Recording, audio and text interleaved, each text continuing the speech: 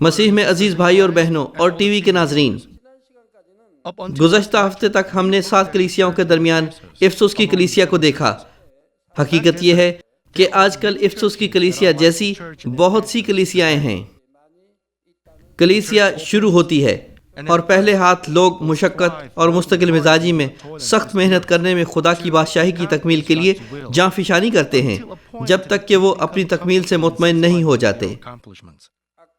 انہوں نے شریر آدمیوں کو گوارا نہ کیا اور نکلیوں کے کاموں سے نفرت کی جو ممبرز کو دھوکہ دیتے ہیں۔ آج بھی ایسی کلیسیائیں ہیں جو لوگوں کو تعلیم دیتی ہیں کہ جب بھی وہ ایمان لانے کا اقرار کر لیں نجات پا سکتے ہیں، اگرچہ وہ گناہ بھی کرتے ہوں۔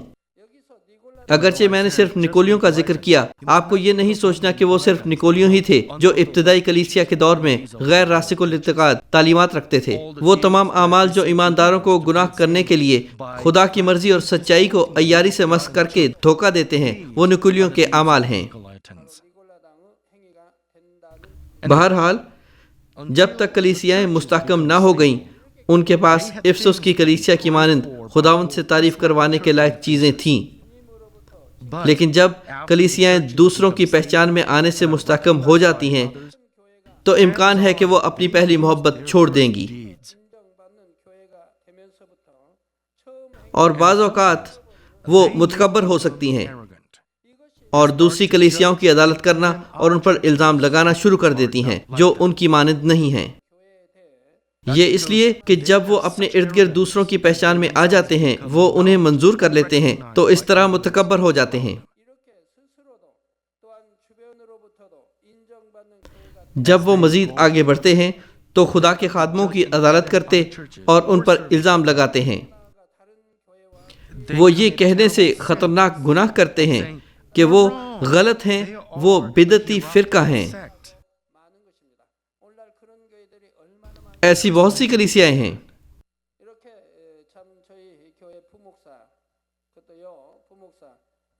جب اس کلیسیا سے عام پاسٹرز نے بھی انڈیا اور نیپال میں ہینکر چیف پریئر میٹنگز منعقد کی تو ہزاروں لوگ جمع ہوئے۔ وہاں میٹنگ سے باہر بہت زیادہ لوگ تھے جو اندر داخل نہیں ہو سکتے تھے۔ وہ تمام ہندو تھے، لیکن جب ان سے پوچھا گیا کہ کس نے ان کو شفا دی تو انہوں نے کہا کہ انہوں نے یسوع مسیح کے وسیلہ شفا پائی ہے۔ ہم اعلان کر رہے ہیں کہ خدا خالق ہے، یسوع مسیح صرف نجات دہندہ ہے، آسمان اور جہنم ہیں، عدالت اور ہمیشہ کی زندگی بھی ہے، اور یہ کہ بائبل مقدس سچی ہے۔ لیکن بعض لوگ اس کلیسیا کی عیب جوئی کرتے اور اس پر الزام لگاتے ہیں جیسے کہ ہم غلط تھے۔ میں ان سے یہ پوچھنا چاہوں گا کہ کیا انہوں نے خدا کی قدرت جس طرح بائبل مقدس میں لکھا ہے اس کے مطابق ظاہر کی ہے؟ کیا ہم نے غیر مسیحیوں اور بت پرستوں کو یسوع مسیح پر ایمان رکھنے والے مسیحیوں میں تبدیل نہیں کیا جو یسوع مسیح پر ایمان رکھتے ہیں کہ وہ نجات دہندہ ہے؟ کیا ہم نے آسمان کی طرف ان کی رہنمائی نہیں کی؟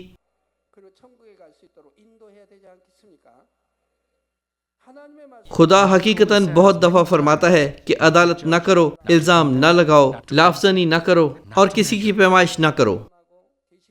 بس کیونکہ ان کی راہیں دوسروں جیسی ہیں تو کیا تمام غلط ہیں اور تمام گمراہ بھی ہیں؟ معیار صرف بائبل مقدس خدا کے کلام کو ہونا چاہیے۔ خداوند کے افسس کی کلیسیا کو نکولیوں کے کاموں سے نفرت کرنے کے سبب سے سراہنے کی وجہ یہ تھی کہ نکولیوں کے کام خدا کے کلام کے مطابق بالکل غلط تھے۔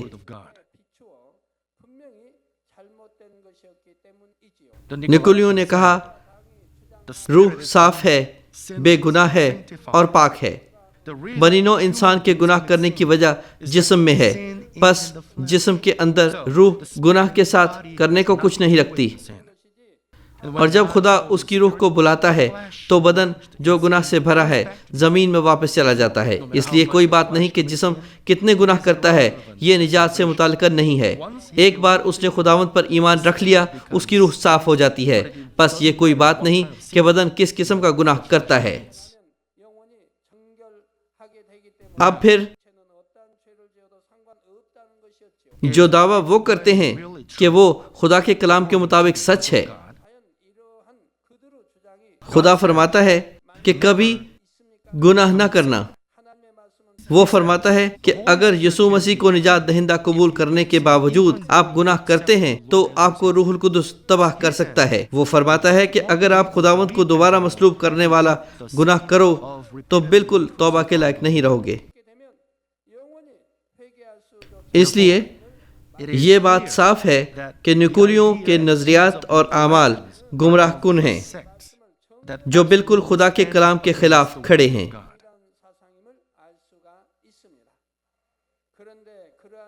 اب یہاں ایک کلیسیا ہے جو صرف خدا کے کلام سے رہنے کی تعلیم دیتی ہے۔ یہ تعلیم دیتی ہے کہ اس کے ممبرز آنسوؤں کے ساتھ عظیم نیکی میں رہیں اور زیادہ پاک ہو جائیں۔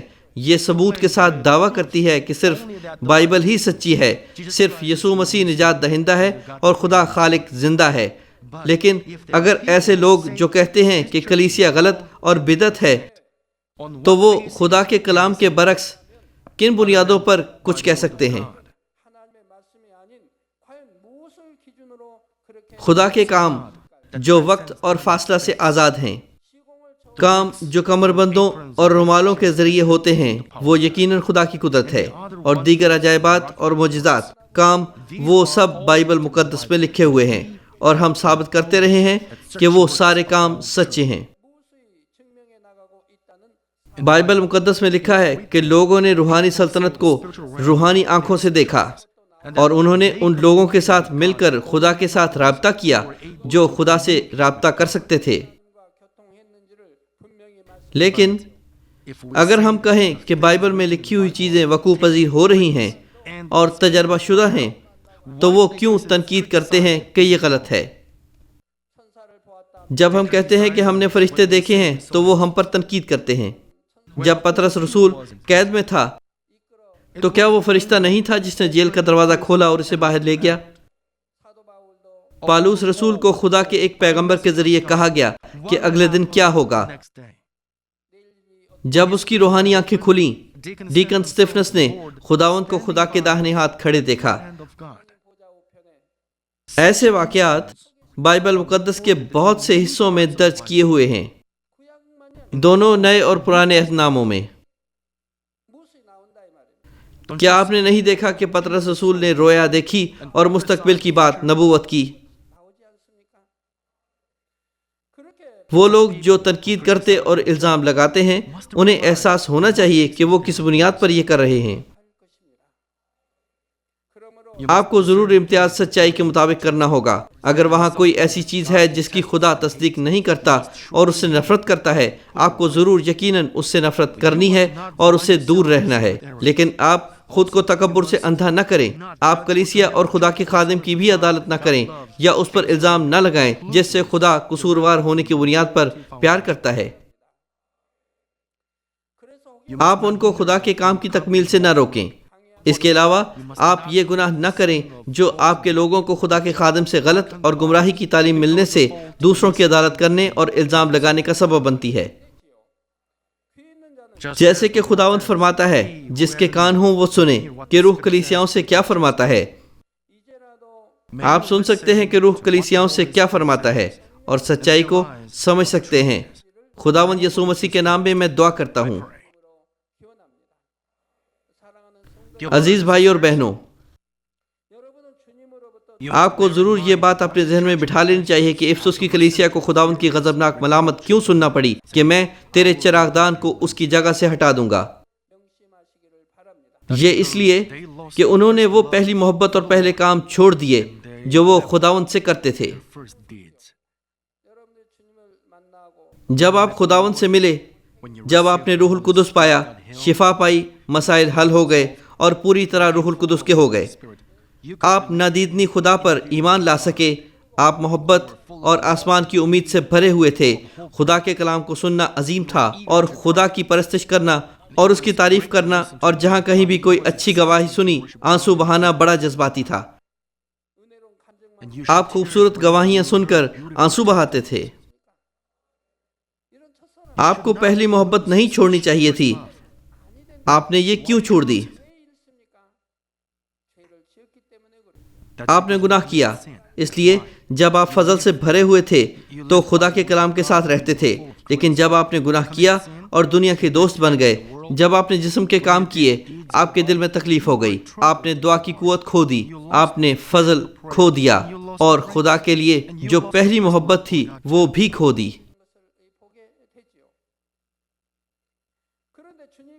لیکن یہاں خداوند کے افسوس کی کلیسیا کو ملامت کرنے کی وجہ یہ نہیں تھی کہ وہ تباہی کے خوف میں مبتلا ہو جائیں، لیکن وہ چاہتا تھا کہ وہ توبہ کریں اور واپس آ جائیں، اور چاہتا ہے کہ وہ خدا کی بادشاہی میں اس کے ساتھ اکٹھے رہیں۔ اب تک اگر کوئی کلیسیائیں افسوس کی کلیسیا کی مانند ہیں تو خداوند چاہتا ہے کہ وہ جلدی سے توبہ کریں اور واپس آ جائیں۔ وہ انہیں قوت اور نئی امید سے اپنے ساتھ لپٹا لینا چاہتا ہے۔ اگر آپ نے سالوں بلکہ دہائیوں تک ایماندار زندگی کو نبھاتے ہوئے انجانے میں پہلی سی محبت کے جذبے اور کاملیت کو کھو دیا ہے تو برائے مہربانی اپنے آپ کو تبدیل کرنے کا موقع لیں اور افسوس کی کلیسیا کو ملا ہوا کلام سنتے ہوئے نیا فیصلہ کریں۔ آپ یاد رکھیں کہ آپ کے پاس زیادہ وقت نہیں بچا اور آپ کے پاس اسے نکالنے کے لیے مزید وقت نہیں ہے۔ اگر آپ تبدیلی کے بغیر پہلی سی محبت کی معموری میں دوڑ چکے ہیں تو برائے مہربانی افسوس کی کلیسیا کو دیے گئے کلام کو سنتے ہوئے ایک بار پھر قرارداد مقرر کرنے کا موقع حاصل کر لیں۔ میں اپنی محبت اور پہلے کاموں پر عمل کروں گا اور سب سے زیادہ محبت خداوند سے کروں گا۔ مسیح میں عزیز بھائی اور بہنوں، یسوع مسیح ہمارا خداوند جو کل اور آج بلکہ ابد تک یکساں ہے، وہ اپنی لا تبدیل محبت سے خدا کے فرزندوں سے پیار کرتا ہے۔ یہ بنی نوع انسان تھا جو اپنی جسمانی خواہشوں، شخصی فوائد، اپنی بدنی تبدیلی کی وجوہات اور دیگر دنیاوی چیزوں کی خاطر اسے بھول گیا تھا۔ جیسے جیسے وقت گزرتا ہے ان کی پہلی محبت تبدیل ہوتی جاتی ہے، لیکن اگر ان کے دل تبدیل بھی ہو گئے تھے، اگر وہ توبہ کرتے اور لوٹ آتے اور اپنی پہلی سی محبت اور پہلے کام بحال کرتے تو ہمارا محبت کا خدا انہیں کبھی فراموش نہیں کرتا، نہ ان کے سابقہ گناہوں کو ان کے خلاف حساب میں لاتا ہے۔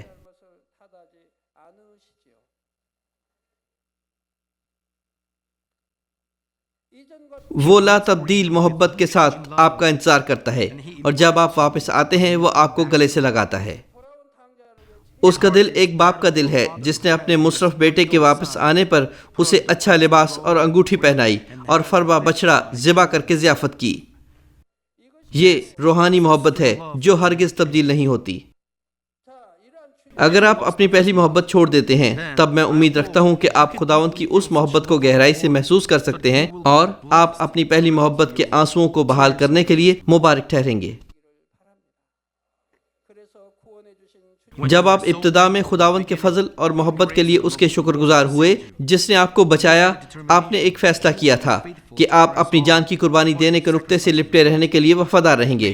ہو سکتا ہے کہ آپ جب تک خدا سے نہیں ملتے آپ کا فیصلہ تبدیل نہ ہو۔ خداوند یسوع مسیح کے نام میں دعا کرتا ہوں۔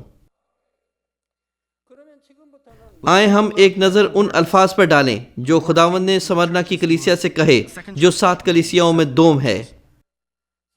مسیح میں عزیز بھائی اور بہنوں، سمرنا کی کلیسیا مقدس کلیسیا ہے جس نے نہ تعریف سنی نہ ملامت سنی، بلکہ صرف نصیحت کا ایک لفظ سنا۔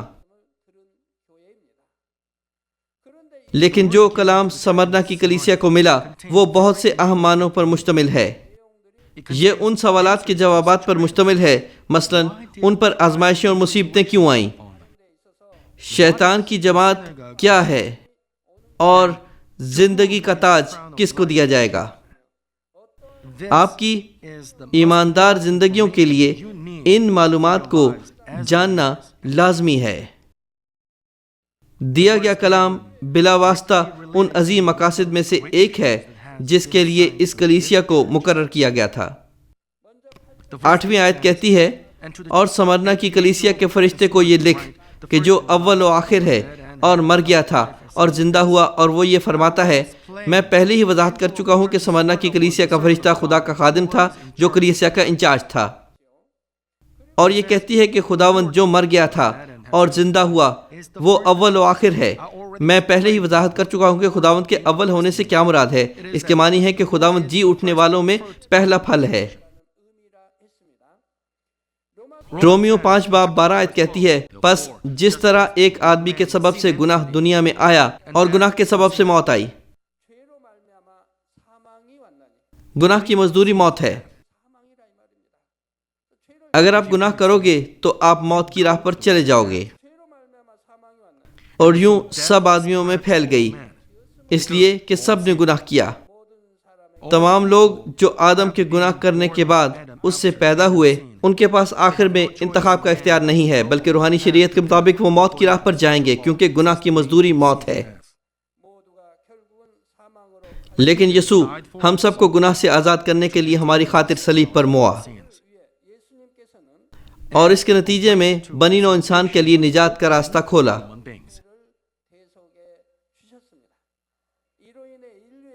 پس رومیو 5:18-19 آیات کہتی ہے، غرض جیسا ایک گناہ کے سبب سے وہ فیصلہ ہو جس کا نتیجہ سب آدمیوں کی سزا کا حکم تھا، ویسا ہی راست بازی کے ایک وسیلہ سے سب آدمیوں کو وہ نعمت ملی جس سے راست باز ٹھہر کر زندگی پائیں، کیونکہ جس طرح ایک ہی شخص کی نافرمانی سے بہت سے لوگ گناہ گار ٹھہرے، اسی طرح ایک ہی فرما برداری سے بہت سے لوگ راست باز ٹھہریں گے۔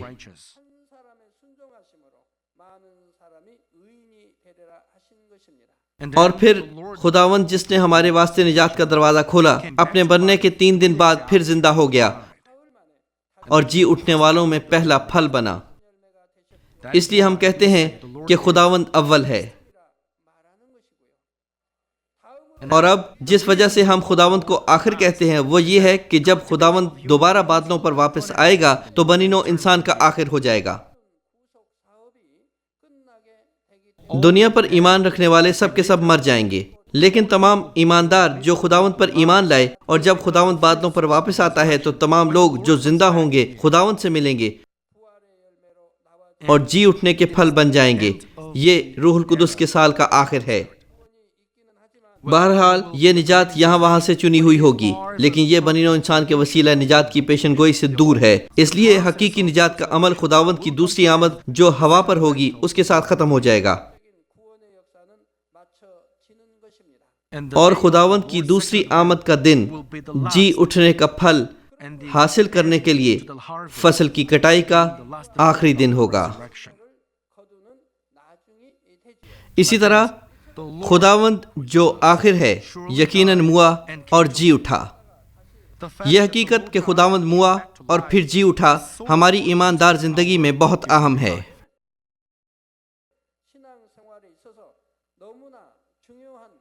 رومیو 10:9 آیت کہتی ہے کہ اگر تو اپنی زبان سے یسوع کے خداوند ہونے کا اقرار کرے اور اپنے دل سے ایمان لائے کہ خدا نے اسے مردوں میں سے جلایا،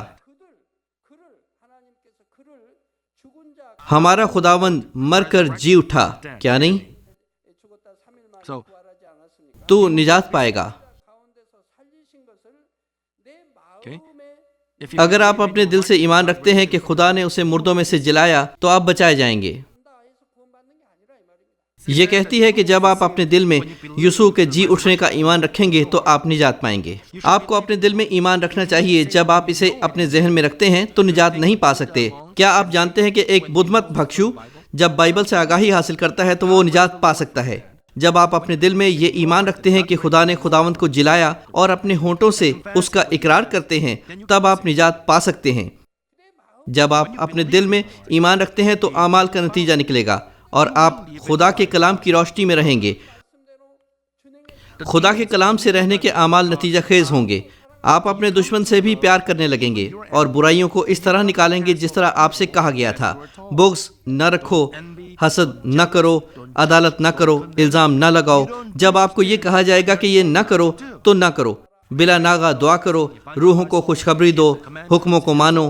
آپ وہی کریں گے جو آپ کو کرنے کو کہا گیا ہے۔ اسی طرح اگر آپ اپنے دل میں ایمان رکھتے ہیں کہ اعمال نتیجہ خیز ہوں گے اور تب آپ اپنے ہونٹوں سے اقرار کرتے ہیں تو آپ اس طرح مکمل نجات کی راہ پر جا سکتے ہیں۔ لیکن آج کل ہم بہت سے لوگوں کو دیکھتے ہیں جو خداوند کے جی اٹھنے پر ایمان لائے بغیر ہی چرچ کے آگے پیچھے آتے جاتے ہیں۔ جب سے وہ جی اٹھنے پر ایسا ایمان نہیں رکھتے، وہ جی اٹھنے کے لیے امید نہیں رکھ سکتے، اور وہ خدا کے کلام سے رہنے کا ایمان بھی نہیں رکھتے،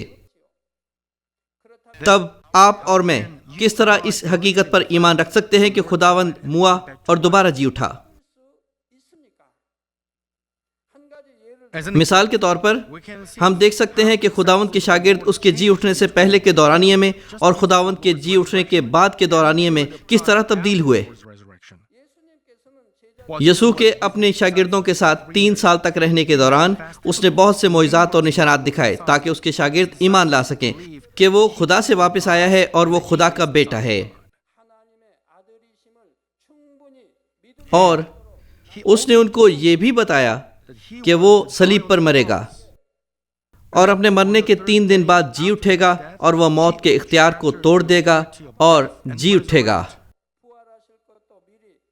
پھر بھی جب حقیقت میں یسوع کو پکڑا گیا اور مصلوب کیا گیا، اس کے شاگرد اس سے بھاگ گئے اور خوف کے مارے بکھر گئے۔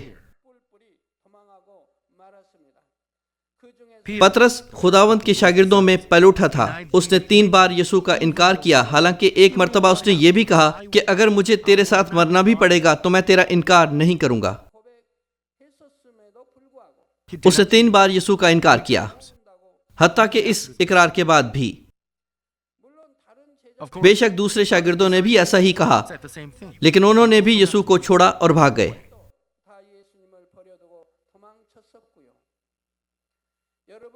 آپ کہہ سکتے ہیں وہ ایسے کس طرح کر سکتے تھے، لیکن روح کے درجہ میں داخل ہوئے بغیر آپ کے اعمال ایسے ہی ہو سکتے ہیں۔ آپ کو اندازہ نہیں ہے کہ کب آپ اپنا دل تبدیل کرتے ہیں اور کب آپ آزمائے جاتے ہیں۔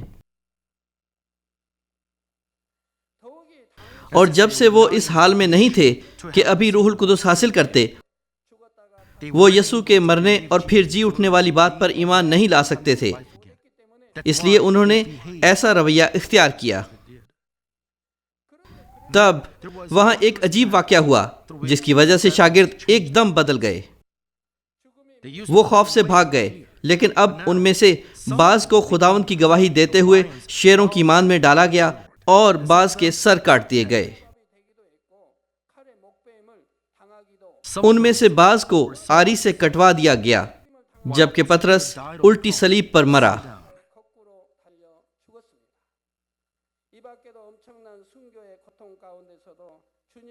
تکلیف اور ایذا رسانیوں کے باوجود انہوں نے مرنے تک خداوند کا ساتھ دیا۔ توما رسول انڈیا میں مرا۔ خدا نے مجھے بتایا کہ وہاں ایک کروسیڈ منعقد کروں جہاں توما رسول شہید ہوا تھا، اور کروسیڈ میں لاکھوں کی تعداد میں لوگ جمع ہو گئے۔ میں نے منتظم کمیٹی کے چیئرمین کو دوبارہ کال کی، جس نے مجھے خدا باپ کا نام زیادہ لینے سے منع کیا تھا۔ انہوں نے مجھے ایسا کہا، انہوں نے مجھے کہا کہ میں خدا کا زیادہ نام نہ لیا کروں۔ کیا آپ جانتے ہیں کہ کیوں؟ جانتے ہیں کیوں؟ وہ اس لیے کہ حکومت نے ہر مسیحی سرگرمی کو قانوناً منع کر رکھا تھا، اور انہوں نے کہا تھا کہ کوئی بھی جو یسوع مسیح کی بات تبلیغ کرے اسے گرفتار کر لیا جائے۔ انہوں نے کہا کہ وہ واعظ اور منتظم کمیٹی کے تمام ممبرز کو گرفتار کر لیں گے، اس لیے وہ ڈرتے تھے۔ جب میں ایئرپورٹ پر پہنچا، کچھ لوگ میرے پاس آئے اور انہوں نے پریس کانفرنس میں مجھ سے یہ کہہ کر پوچھا کہ آپ خدا قادر مطلق کی تبلیغ کرنے کے بجائے امن کے بارے بات کرنے کے لیے آئے ہیں، لیکن اس نے کام نہ کیا۔ میں نے پوری جرات کے ساتھ دعویٰ کیا کہ خدا خالق ہے اور صرف یسوع مسیح ہمارا نجات دہندہ ہے،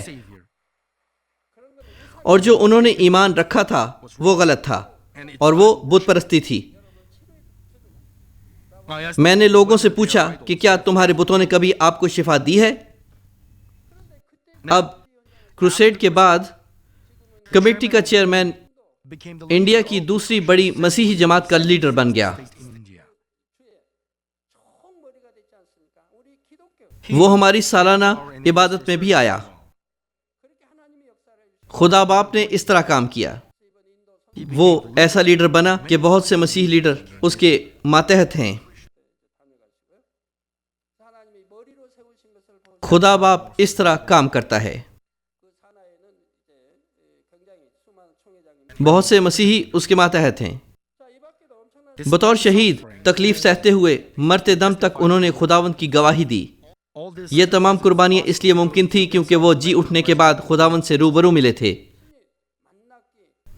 جب انہوں نے اپنی آنکھوں سے دیکھا کہ خدا موا اور پھر جی اٹھا، وہ جی اٹھنے پر ٹھوس ایمان لے آئے اور وہ آسمان کے لیے پر امید ہو گئے،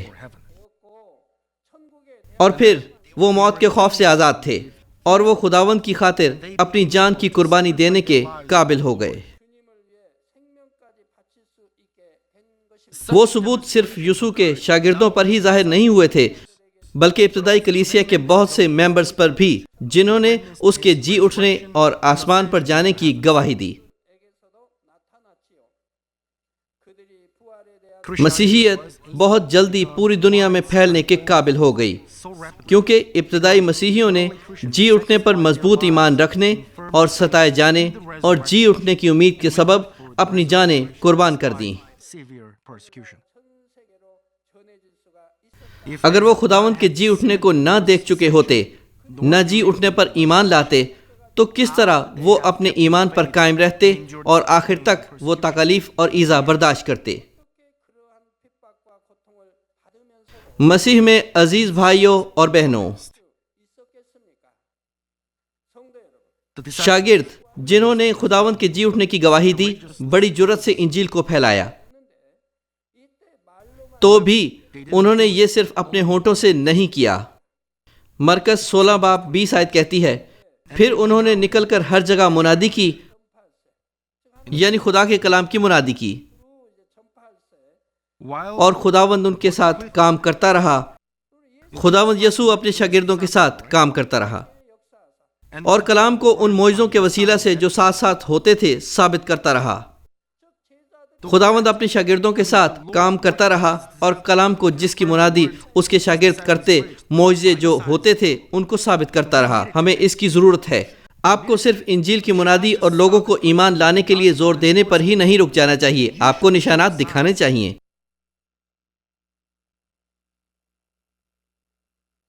اندھے دیکھیں، بہرے سنیں، گونگے بولیں، لنگڑے کھڑے ہوں اور اچھلیں۔ آپ کو یہ نشانات دکھانے چاہیے۔ آپ کو ثابت کرنا چاہیے کہ خدا قادر مطلق ہے اور وہ خدا خالق ہے اور صرف یسوع مسیح نجات دہندہ ہے۔ اب بائبل فرماتی ہے جب خداوند آپ کے ساتھ ہے تو نشانات نظر آتے ہیں۔ وہ جو ان کے کلام کو مانتے اور اس کی فرما برداری کرتے ہیں، وہ ہرگز دوسروں کی عدالت نہیں کرتے اور نہ الزام لگاتے ہیں۔ بائبل مقدس آپ کو بتاتی ہے کہ اپنے دشمنوں سے بھی محبت کرو۔ یہ بائبل کا کلام ہے، خدا کا کلام ہے۔ وہ صرف دوسروں سے افواہیں سن کر کس طرح دوسروں کی عدالت کر سکتے اور الزام لگا سکتے ہیں؟ کون وہ گناہ کر سکتا ہے؟ کوئی بھی نہیں۔ جو کچھ خداوند کے شاگرد اور رسول کہتے تھے اس پر ایمان رکھ سکتے تھے کیونکہ وہ نشانات دیکھتے تھے۔ آج بھی یہی لاگو ہے۔ جب ہم اپنے دل میں مضبوط ایمان کے ساتھ خداوند کے جی اٹھنے کی گواہی دیتے ہیں تو خداوند نشانات کو ظاہر کر کے کلام کو ثابت کرتا ہے۔ جیسا کہ یوحنا 4 باب 48 آیت کہتی ہے، یسوع نے ان سے کہا، جب تک تم نشان اور عجیب کام نہ دیکھو ہرگز ایمان نہ لاؤ گے۔ زیادہ تر معاملات میں لوگ صرف نشانات اور عجائبات دیکھنے کے بعد ایمان لاتے ہیں۔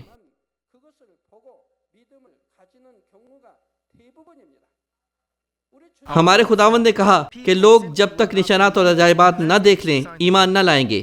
یہ درست ہے۔ آپ وقتاً فوقتاً دیکھتے ہیں بعض لوگ ایمان نہیں لاتے بلکہ شک کرتے ہیں، حالانکہ وہ نشانات، عجائبات اور اپنی آنکھوں کے سامنے خدا کی قدرت کے گواہ ہیں۔ آپ یہ جانتے ہیں نا؟ آپ اس کے گواہ ہیں۔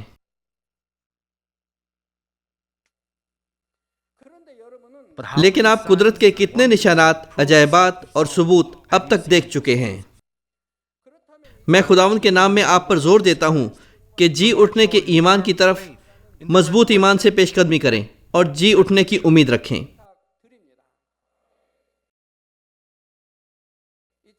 اب خداوند جو اول اور آخر ہے، جو مر گیا تھا اور اب زندہ ہے، وہ آیت 9 میں کہتا ہے، میں تیری مصیبت اور غریبی کو جانتا ہوں مگر تو دولت مند ہے۔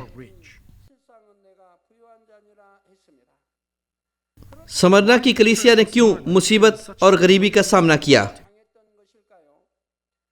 مسیح میں عزیز بھائی اور بہنوں، اگرچہ آپ خداوند پر ایمان لانے سے پہلے مصیبت اور غریبی میں رہے ہیں، جب آپ نے خداوند کو قبول کیا اور ایک ایماندار زندگی بسر کی، تو اس سے صرف یہ سمجھ آتی ہے کہ جب ہم خدا کی حفاظت اور اس کی رہنمائی میں ہیں تو ہمیں تکلیف سہنے کے لیے نہیں چھوڑا جائے گا۔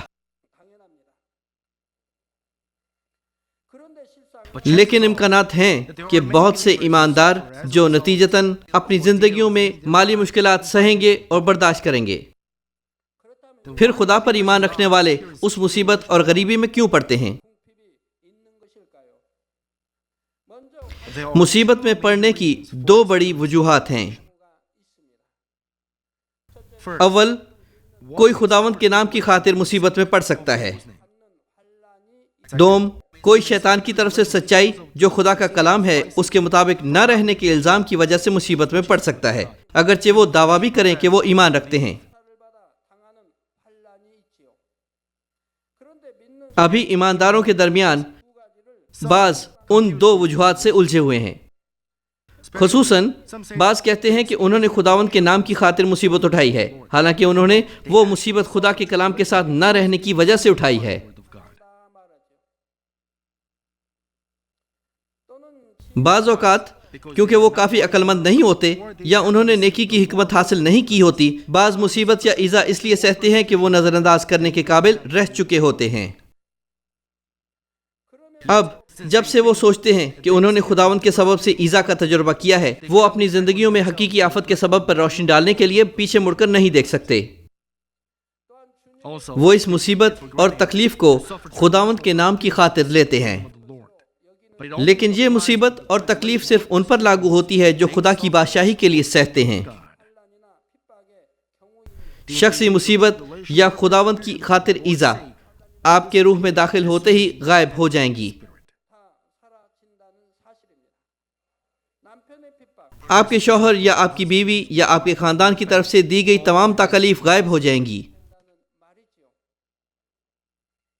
میں امید کرتا ہوں کہ آپ صاف طور پر ان معاملات کو سمجھ اور شناخت کر سکیں گے۔ اول، مصیبت جو آپ خدا کی خاطر سہتے ہیں وہ راست بازی کے لیے ہے، کیونکہ آپ خدا پر ایمان لائے ہیں۔ آپ نے ایذا یا مصیبت سہی ہے جو آپ نے اس وقت نہیں سہی تھی جب خدا پر ایمان لائے تھے۔ آئیں ہم کہتے ہیں آپ کا شوہر آپ کو تکلیف دیتا ہے صرف اس لیے کہ آپ چرچ جاتی ہیں۔ بعض اوقات آپ کی ساس، آپ کے والدین، بھائی بہنیں، دوست یا آپ کے بچے آپ کو تکلیف دے سکتے ہیں، لیکن وہ تمام تکالیف غائب ہو جائیں گی جب آپ روح میں آ جائیں گے۔ جیسے تاریکی نور سے بھاگتی ہے، جب آپ روح میں آتے اور نور میں رہتے ہیں تو آپ کو روحانی اختیار دیا جائے گا، اور فطری طور پر جو تاریکی آپ کو تکلیف دیتی ہے وہ غائب ہو جائے گی۔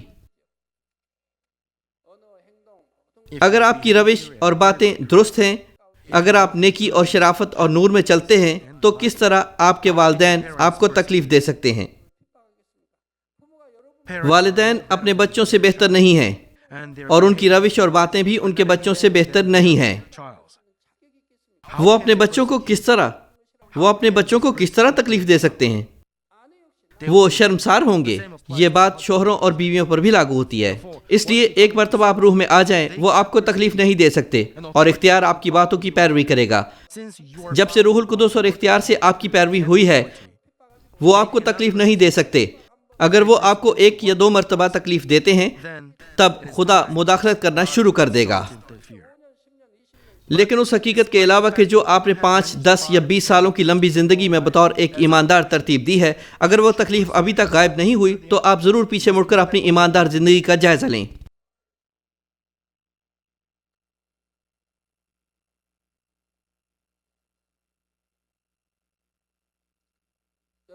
بہت سے لوگ اپنے بچوں کی وجہ سے میرے پاس دعا کروانے آتے ہیں۔ ان کے بچے ان کو تکلیف دیتے ہیں، ان کے بچے انہیں ستاتے ہیں، ان کو چرچ جانے سے روکتے ہیں، ان کے بچے انہیں غلط قرار دیتے ہیں اور امن خراب کرتے ہیں، اور کچھ والدین اس مسئلے کو جھیلتے ہیں۔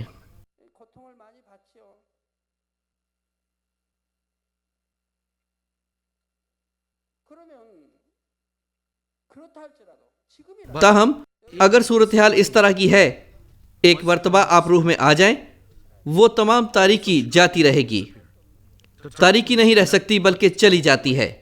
روشنی جو آپ سے آتی ہے وہ آپ کے بچوں کی تاریکی کو بھگانے کے لیے زور لگائے گی۔ آپ کے بچے، آپ کا شوہر، آپ کی بیوی اور آپ کے والدین تبدیل ہو جائیں گے۔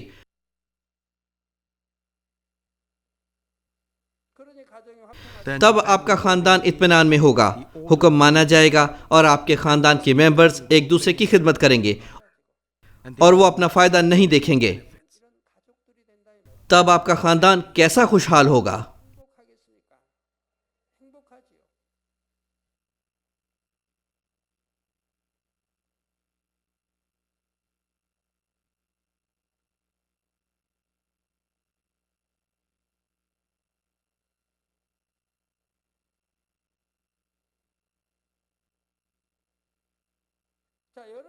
آپ خداوند کی خوشبو باہر پھیلاتے ہیں یا نہیں؟ آپ اپنے نیک اعمال سے خدا کو جلال دیتے ہیں کہ نہیں؟ یا آپ خدا کے کلام کے ساتھ رہتے ہوئے نور میں چلتے ہیں کہ نہیں؟ آپ ضرور اپنا جائزہ لیں اور دیکھیں کہ ابھی آپ سے تاریکی کی تکالیف دور کیوں نہیں جاتی۔ اب کچھ مصیبت جو آپ روح میں آنے کے بعد بھی سہتے ہیں، یہ مصیبت آپ کو خدا کی بادشاہی کی تکمیل اور روحوں کو بچانے کے لیے کرنی ہے۔ پرانے عہد ناموں کے وقتوں میں بہت سے انبیاء مثلاً موسیٰ، ایلیا، یرمیا اور یسایہ، نئے عہد ناموں کے وقتوں کے رسول مثلاً پالوس، پطرس اور یوحنا نے ان سب مصائب اور تکالیف کا تجربہ کیا۔ حالانکہ وہ خدا سے بہت محبت کرتے تھے اور ان کو بھی خدا سے عظیم محبت ملتی تھی، وہ خدا اور خداوند اور خدا کی بادشاہی اور روحوں کے لیے اپنی مرضی سے مصائب اور تکالیف برداشت کرتے تھے۔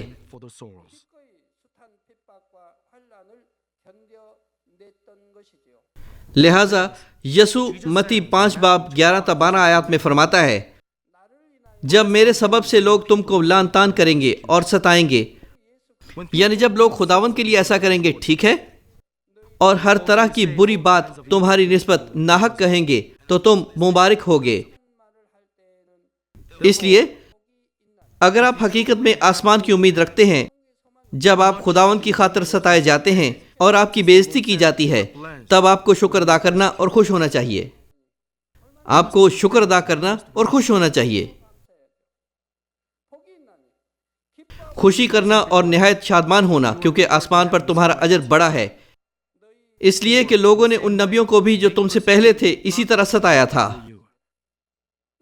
اگر آپ حقیقت میں آسمان کی امید رکھتے ہیں، جب آپ خداوند کی خاطر ستائے جاتے ہیں اور آپ کی بے عزتی کی جاتی ہے، تب آپ کو شکر ادا کرنا اور خوش ہونا چاہیے۔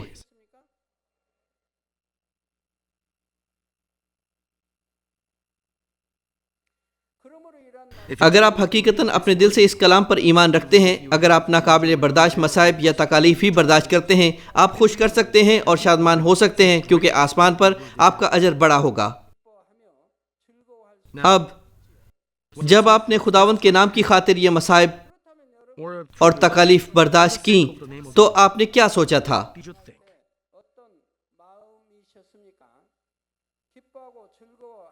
اگر آپ نے خوشی کی اور شادمان ہوئے، پھر تو آپ کو شکر گزار ہونا چاہیے۔ اگر آپ خوش نہیں ہوئے بلکہ غصہ کیا تھا یا اپنے ہونٹوں پر شکایت لائے تھے، پھر تو آپ کو ضرور پوری طرح توبہ کرنی چاہیے اور اب وہ شخص بن جائے جو دل سے خوشی کرتا ہے اور شادمان اور شکر گزار ہوتا ہے۔ صرف اسی صورت میں خدا باپ آپ کو آسمان میں بڑا اجر دے گا، اور جو مصائب اور تکالیف آپ نے اس زمین پر سہے ان کے لیے بھی برکت دے گا۔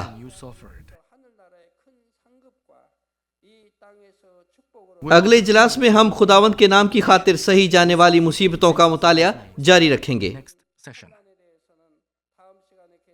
خلاصہ یہ ہے، مسیح میں عزیز بھائی اور بہنوں، اگر آپ نے حقیقتاً خداوند کی خاطر مصیبت سہی ہے، پھر تو ضرور آپ روحانی ایمان رکھتے ہیں، اور آپ اس دنیا کی نہیں بلکہ آسمان کی امید رکھتے ہیں۔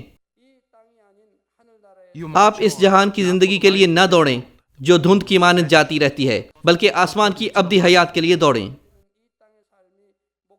لیکن اس دنیا میں منزل حاصل کرنے کے لیے ہمیں ثابت قدمی کے ساتھ ہمیشہ محنت اور برداشت کرنا ہے۔ مثال کے طور پر کالج میں داخل ہونے یا ملازمت حاصل کرنے کے لیے آپ کو کتنی سخت محنت کرنا پڑتی ہے، لیکن آپ صبر کے ساتھ محنت کرتے اور برداشت کرتے ہیں، صرف اس لیے کہ آپ کو اس کا اجر ملے گا۔ اس دنیا میں کچھ حاصل کرنے کے لیے آپ محنت کرتے اور ثابت قدم رہتے ہیں، یا اس کے علاوہ اگر آپ آسمان کے ابدی اجر کو دیکھتے ہیں جس کا موازنہ اس جہان کی کسی چیز سے نہیں کیا جا سکتا، تو کیا آپ یہ نہیں سوچتے کہ آپ ضرور کسی بھی صورت میں خوش اور شادمان ہوں گے؟ اگر آپ سچا ایمان رکھتے ہیں، اگر آپ حقیقتاً یقین رکھتے ہیں اور آپ کا ایمان پختہ ہے، آپ خوشی کرنے کے قابل ہوں گے اور شادمان ہوں گے۔ کیا جب آپ ان مصائب یا تکالیف کا سامنا کریں تو آپ کو سرگرم اور مشتاق نہیں ہونا؟ آپ ہرگز پیچھے نہ بیٹھیں گے، آپ ہرگز دلگیر نہ ہوں گے، آپ دل میں تکلیف نہ لیں گے یا کبھی مایوس نہ ہوں گے، ٹھیک ہے نا؟ جب سے ہمارے آباء و اجداد نے یہ ایمان اور امید رکھی، وہ تنگ راستے پر خوشی اور شکر گزاری کے ساتھ چل سکتے تھے۔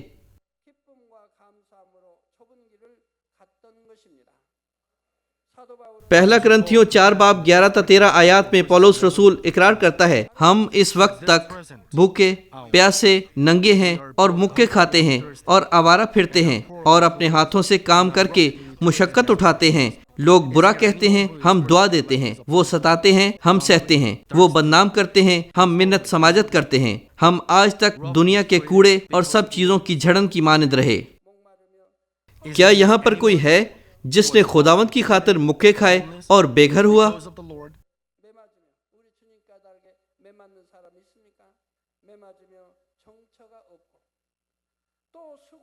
اور اپنے ہاتھوں سے کام کر کے مشقت اٹھاتے ہیں؟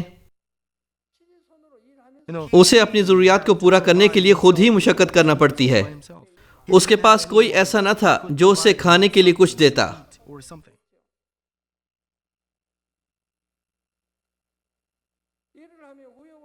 لوگ برا کہتے ہیں، ہم دعا دیتے ہیں، وہ ستاتے ہیں، ہم سہتے ہیں، وہ بدنام کرتے ہیں، ہم منت سماجت کرتے ہیں۔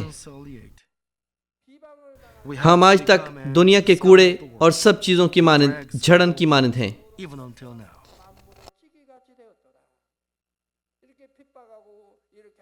جب وہ اس طرح ستایا گیا تو دنیا کے لوگوں کی نظر میں کوڑے کی مانند رہا، لیکن پھر بھی اس نے خوشی کی اور شکر ادا کیا۔ رسول نے خداوند کی خاطر اس طرح کی کئی مصیبتیں اور تکالیف سہیں۔ اس لیے رومیو 5 باب 3-4 آیت کہتی ہے، اور صرف یہی نہیں بلکہ مصیبتوں میں بھی فخر کریں، یہ جان کر کہ مصیبت سے صبر پیدا ہوتا ہے۔ جب آپ مصیبت سے گزرتے ہیں تو صبر پیدا ہوتا ہے، اور صبر سے پختگی پیدا ہوتی ہے۔ صبر کے بغیر آپ مصیبت میں سے نہیں گزر سکتے۔ اگر آپ مصیبت میں شکایت کریں تو اس کا کیا فائدہ؟ اور پختگی سے امید پیدا ہوتی ہے۔ مصیبتوں اور آزمائشوں کے وسیلہ آپ خالص ہونے کی مانند بن جاتے ہیں، روح میں آ جاتے ہیں اور نئے یروشلم میں داخل ہونے کے لیے دلہن کی طرح اپنی آرائش کرتے ہیں۔ آپ کو اور مجھے لازمی مبارک لوگ بننا چاہیے جو اس کی تکمیل کر سکتے ہیں جس کی امید ہم مصیبت میں کرتے ہیں، جو ہم نے خداوند کی خاطر سہی۔ میں دعا کرتا ہوں کہ جس دن ہمارا خداوند واپس آئے، آپ سب اس دن جی اٹھنے والے خوبصورت پھل بن جائیں، جس طرح کہ خداوند جی اٹھنے کا پہلا پھل ہے۔ اور دعا کرتا ہوں کہ آپ سب ابدی آسمان میں ہمیشہ کے لیے حقیقی خوشی کا مزہ لیں اور اطمینان کی خوشی منائیں۔ خداوند یسوع مسیح کے نام میں دعا کرتا ہوں، آمین۔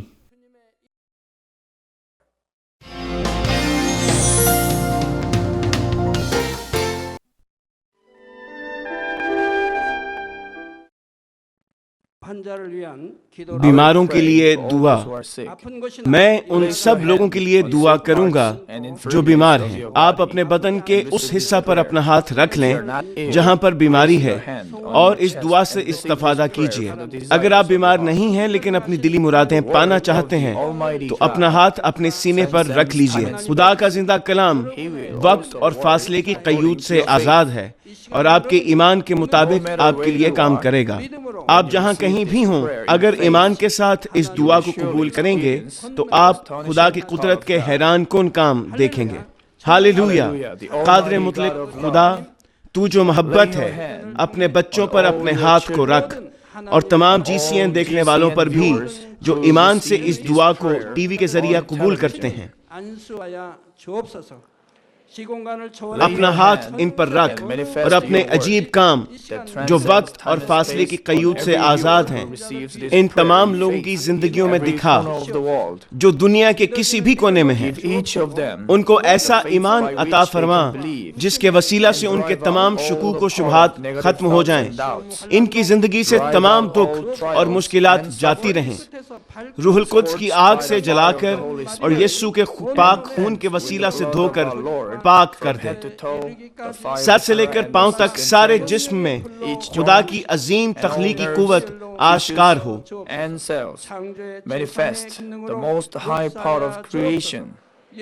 میں خداوند یسوع مسیح کے نام سے دشمن ابلیس اور شیطان، تمام بیماریوں، جراثیموں اور کمزوریوں کو حکم دیتا ہوں کہ ان بدنوں سے الگ ہو جائیں۔ تمام چھوت کی بیماریاں جاتی رہیں۔ ہر وہ بیماری جو لا علاج ہے اور نئی دریافت شدہ بیماریاں روح القدس کی آگ سے جل کر بھسم ہو جائیں۔ آپ بیماری سے پاک ہو کر زور پائیں۔ معدے کا کینسر، پھیپھڑوں کا کینسر، رحم کا کینسر، جلد کا کینسر، آنتوں کا کینسر، ایڈز، لیوکیمیا، ذہنی امراض، دل کا عارضہ، پھیپھڑوں کی بیماریاں، ہر قسم کے زنانہ امراض، بلند فشار خون، شوگر، جلدی امراض، ہر قسم کی سوجن جاتی رہیں۔ پولیو، فالج، جوڑوں کا درد اور کمر کا درد یسوع مسیح کے نام میں ختم ہو جائیں۔ ہر قسم کا سر درد اور حادثات کے نتیجے میں پیدا ہونے والی ہر جسمانی تکلیف یسوع کے نام میں جاتی رہے۔ بیماری کی وجہ سے تھکان، نزلہ، زکام اور گلڑ جیسی بیماریاں روح القدس کی آگ سے جل کر بھسم ہو جائیں۔ مرگی، ذہنی معذوری، ذہنی دباؤ اور تمام ذہنی بیماریاں یسوع مسیح کے نام سے جاتی رہیں۔ ہر قسم کی تاریکی ختم ہو جائے اور ان کے دلوں میں اطمینان اور شادمانی آ جائے۔ خدا باپ تخلیق کی عظیم ترین قوت کے وسیلہ سے یہ جسم جو کمزور ہو چکے ہیں دوبارہ سے زور پائیں، فالج کے جکڑے آزاد ہو جائیں اور لنگڑے چلنا اور چھلانگے لگانا شروع کریں۔ نظر کی کمزوری جاتی رہے، بہرے سننا شروع کر دیں، اندھے بینائی حاصل کریں اور گونگے لوگ بولنا شروع کر دیں۔ خدا باپ بانجھ خواتین کو اولاد کی برکت عطا فرما، ٹوٹی ہڈیوں کو جوڑ دے اور جسم کے تمام جلے ہوئے حصے مکمل طور پر شفا یاب ہو جائیں۔ نشہ کی لعنت میں گرفتار لوگوں کو روح القدس کی آگ کے وسیلہ سے پاک اور صاف کر دے۔ جسم کے تمام مردہ خلیے زندہ ہو جائیں، تمام تاریکی جاتی رہے اور ابلیس کی قوتیں نکل جائیں اور تباہیوں سے محفوظ رکھ اور ان کو برکت دے کہ وہ ایک خوشحال زندگی بسر کریں۔ اے خدا، اپنے فرزندوں کو گھروں اور کاروبار کی جگہ پر روح القدس کی آتشی باڑ میں محفوظ رکھنا اور تیری آنکھیں جو آگ کے شعلہ کی مانند ہیں ان کو دیکھتی رہیں۔ ان کا باہر جانا اور اندر آنا مبارک ہو۔ انہیں برکت دے تاکہ یہ لوگوں کو قرض دیں لیکن کسی سے کبھی قرض نہ لیں۔ انہیں حکمت اور عقل دے اور ان پر فضل کر کہ وہ روح القدس سے معمور ہو جائیں۔ خداوند اپنے خادموں کو وہ کام کرنے کی توفیق اور فضل عطا فرما جو تو نے انہیں سونپا ہے۔ ہر چرچ میں ایک انقلاب برپا کر دے۔ اپنے بچوں کی رہنمائی کر تاکہ وہ تجھے جلال دیں جو بھی کام وہ کریں۔ اپنے عجائب کا ظہور فرما تاکہ وہ اپنے لبوں سے تیری گواہی دیں کہ وہ تجھ سے ملے ہیں اور تو ان کی دعاؤں کو قبول کرتا ہے۔ خدا باپ، میں تیرا شکریہ ادا کرتا ہوں اور صرف تجھے ہی سارا جلال دیتا ہوں۔ میں خداوند یسوع مسیح کے نام میں یہ دعا کرتا ہوں، آمین۔